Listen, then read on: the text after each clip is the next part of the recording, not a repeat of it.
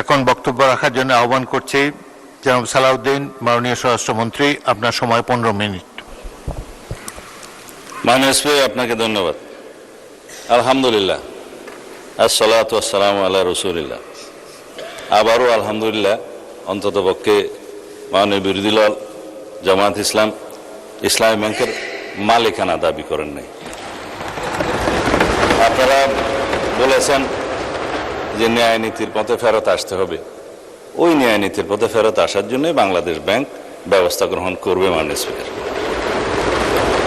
আমরা মানে বিরোধী দলীয় নেতার এবং জামায়াত ইসলামের দুঃখ বুঝবো না। মাননীয় স্পিকার, ওই আছে না, চিরসুখী জন ভ্রমে কি কখন বুঝিতে কি পারে, কি যাতনা বিষে বুঝিবে সে কিসে, কবু আসি বিষে ধ্বংসে নিজারে। এটা 19 শতাব্দীর একটা বাঙালি কবি কৃষ্ণচন্দ্র মজুমদারের কবিতা। তার আরো কয়েকটা লাইন আছে, যতদিন ভবে না হবে না হবে তোমার অবস্থা আমার সম, ঈষৎ হাসিবে শোনে না শুনিবে, বুঝে না বুঝিবে যাতনা মম। আমাদের এখানে কবি বেশি আছে মানুষ। তো এখন বলা হচ্ছে আপনারা ব্যাংকের মালিক না, জামায়াত ইসলাম ব্যাংকের মালিক না। আবার বন্ধু, আমি নাম নিলে আবার এখানে 74-এ দাঁড়াতে পারেন, সেজন্য 2 জন এমপি ছিলেন, আরেকজন পরাজিত এমপি ছিলেন, আরেকজন নেতা ছিলেন। বক্তৃতা দিচ্ছি, ইসলামের উপর হাত দিবেন না। মাননীয় স্পিকার, ইসলামী ব্যাংক ইসলাম নয়, আমাদের জনাব মির্জা ফখরুল ইসলামও ইসলাম নয়, জামায়াতে ইসলামও ইসলাম নয়। সুতরাং সবকিছুতে ইসলামের উপরে হাত দিবেন না দোহাই দেওয়া কিন্তু ঠিক নয়। মাননীয় স্পিকার, আমি এবার পয়েন্ট টু পয়েন্ট আসি। এখন একবার যে ব্যাংক আজান দিয়ে তকবীরে লিল্লাহ দিয়ে দখল করা হলো, সেই ব্যাংকের দখলটা বেদখল হয়ে যাবে, এই যাতনা তো আমরা বুঝি। মাননীয় স্পিকার, সুতরাং যারা পর্দার আড়ালে থেকে গ্রাহক বলে রাস্তায় আন্দোলন করছে, ভিডিওটা দেখেন, তাদের রাজনৈতিক পরিচয়। আমাদের মধ্যে অনেকে তো গ্রাহক আছে, গ্রাহককে বলে দেওয়া হচ্ছে বলেন বলেন আপনার অ্যাকাউন্ট আছে, বলে যে আচ্ছা ঠিক আছে, কত, 2-3 লাখ টাকা আছে, পিছন থেকে খোঁচা দিয়ে বলছে বলেন 7-8 লাখ টাকা আছে, বলেছে। এটা রেকর্ড ভিডিও। তারা গ্রাহক হচ্ছে সেই রকম গ্রাহক। তা এখন পর্দার আড়াল থেকে নেমে পড়েছেন, এটা ভালো। বেপর্দা হওয়া, বেনাকাব হওয়া কোনো কোনো ক্ষেত্রে খারাপ, তবে এই ক্ষেত্রে ভালো হয়েছে যে মানুষ জানতে পেরেছে।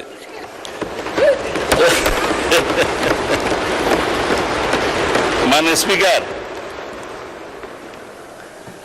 এখানে আরডিএস নামে একটা প্রকল্প আছে।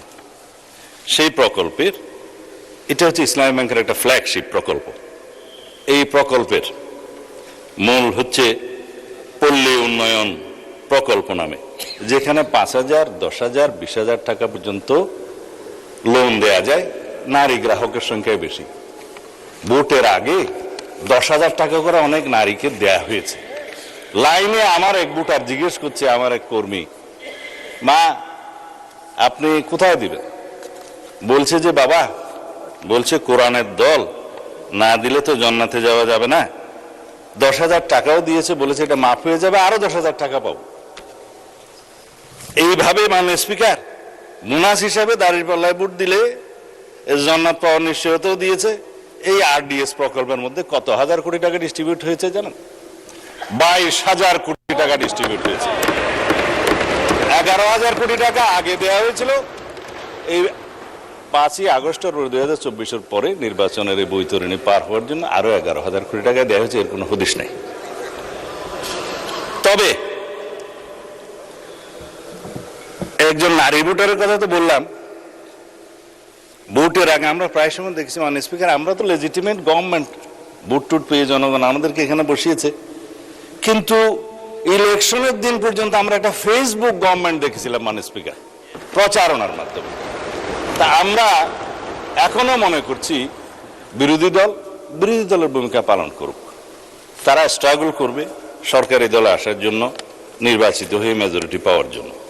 কিন্তু বারে বারে এইভাবে প্রচারণা, পর্দার আড়ালে প্রচারণা, পর্দার ভিতরে প্রচারণা ইত্যাদি চালিয়ে মানুষকে বিভ্রান্ত করে মাননীয় স্পিকার আমরা বোধহয় খুব বেশি এগোতে পারবো না। যারা লোন গ্রহণ করেছে, আমি নামই বলি, নাবিল গ্রুপকে 700 কোটি টাকা এলসির এগেনস্টে লোন দেওয়া হয়েছে, পরে এই মালামাল বিক্রি করে ব্যাংকে টাকা ফেরত দেওয়া হয়নি। দুষ্টু লোকেরা বলে সেটা কোনো এক দলের নির্বাচনী তহবিলে গেছে, এবং তারা একটা টিভি চ্যানেল প্রতিষ্ঠা করেছে, এবং সেই টিভি চ্যানেলটা কোন পক্ষে খেলছে সেটা আমরা জানি। তার ব্যাংক লায়াবিলিটি হচ্ছে 16,000 কোটি টাকা। তার বিরুদ্ধে তদন্ত কেন হচ্ছে না? সেই জন্য তদন্ত হবে মাননীয় স্পিকার। এখন লান্তাবুর গ্রুপকে হেড অফিসের অ্যাপ্রুভেল ছাড়া নির্বাচনের আগে 40 কোটি টাকা লোন দেওয়া হয়েছে, যার কোনো সদুত্তর নাই। এগুলো তদন্ত হবে মাননীয় স্পিকার। সোশ্যাল কর্পোরেট রেসপন্সিবিলিটির নাম দিয়ে যারা ঢাকা থেকে কক্সবাজার পর্যন্ত বিমানের টিকিট পর্যন্ত ব্যাংকের থেকে করিয়েছে, সেগুলোরও তদন্ত হবে মাননীয় স্পিকার। রেকর্ড আছে, এগুলো পত্রিকায় প্রকাশিত হয়েছে। এই আরডিএস প্রকল্প থেকে, এলসির এগেনস্টে লোন দেয়া থেকে, এই যে গ্রুপের কথা বললাম, নামও তো মনে নাই, লান্তাপুর না কি যেন, লান্তাবুর, এগুলো তদন্ত হবে। এই তকবির দিয়ে ব্যাংক দখল করার পর যাদেরকে চক্রচ্যুত করা হয়েছে তাদের সংখ্যা হচ্ছে 9,000। অন্যায্যভাবে কোনো আইন কানুন না দেখিয়ে তাদেরকে নিয়ম বহির্ভূতভাবে চাকরিচ্যুত করা হয়েছে। তারা প্রায় সময় ডেমনস্ট্রেশন করে রাস্তায়, আপনারা দেখতে পারেন পত্রিকায়। শুধু তাই না, 6,000 নতুন নিয়োগ দেওয়া হয়েছে, তাদের সবাই একটি রাজনৈতিক মতাবলম্বী লোক, এবং তাদেরকে কনফার্ম করা হয়েছে 50%, আর 50% করার তালে আছে, তদন্ত হলে আর পারবে না। 13,000 প্রমোশন দেওয়া হয়েছে, যারা যেই ক্যাটাগরি থেকে প্রমোশন পেয়ে যে ক্যাটাগরিতে যাওয়ার কথা না, 2টা-3টা করে প্রমোশন দেওয়া হয়েছে। এই নিয়মগুলো তো হয়েছে মাননীয় স্পিকার, ইসলামের নামেই তো হয়েছে বলে মনে হয়।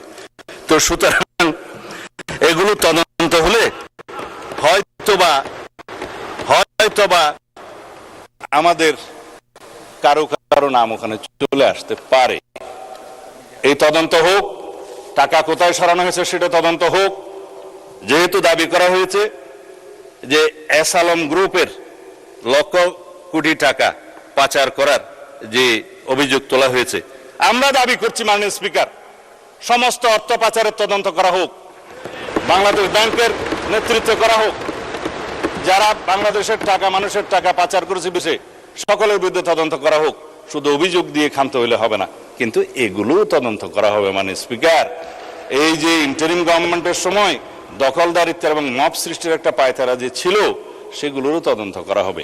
তারা কোথায় কোথায় কার কার নামে লোন দিয়েছে, কর্পোরেট সোশ্যাল রেসপন্সিবিলিটির টাকা কোথায় ব্যবহার করা হয়েছে, নির্বাচনের আগে সেই তহবিল কোথায় গিয়েছে, আরডিএস প্রকল্পের টাকা কত লোককে দেওয়া হয়েছে, কিভাবে দেওয়া হয়েছে, সেগুলো ফেরত আনার ব্যবস্থা করা হবে, তদন্ত করা হবে মাননীয় স্পিকার।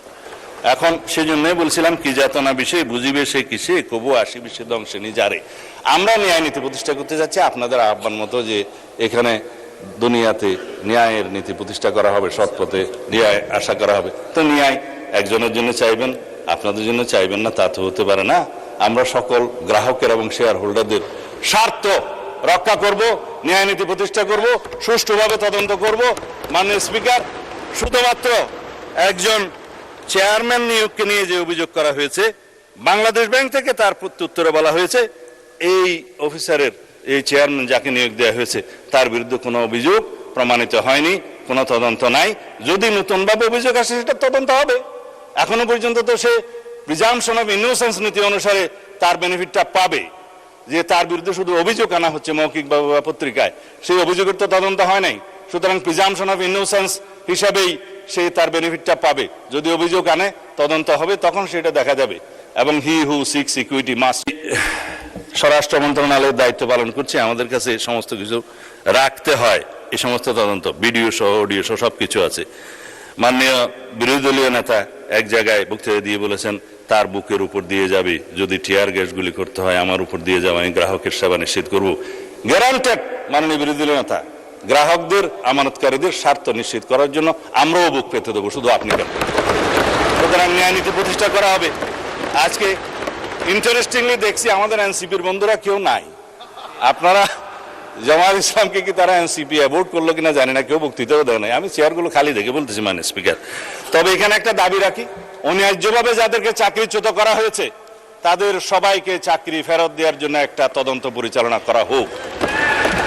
আর যাদেরকে রাজনৈতিক বিবেচনা চাকরি দেওয়া হয়েছে তাদের কয়টা সঠিক নিয়োগ হয়ে গেছে সে বিষয়েও তদন্ত করা হোক। আমি অর্থমন্ত্রীকে অনুরোধ করছি, Bangladesh bank as regulatory authority of the banks, central bank, তার যথেষ্ট ক্ষমতা আছে, ব্যাংক কোম্পানি আইনের ক্ষমতা দেওয়া আছে, সেই জন্য সেভাবে যায়। ধন্যবাদ মাননীয় স্পিকার। আমি এক সেকেন্ড।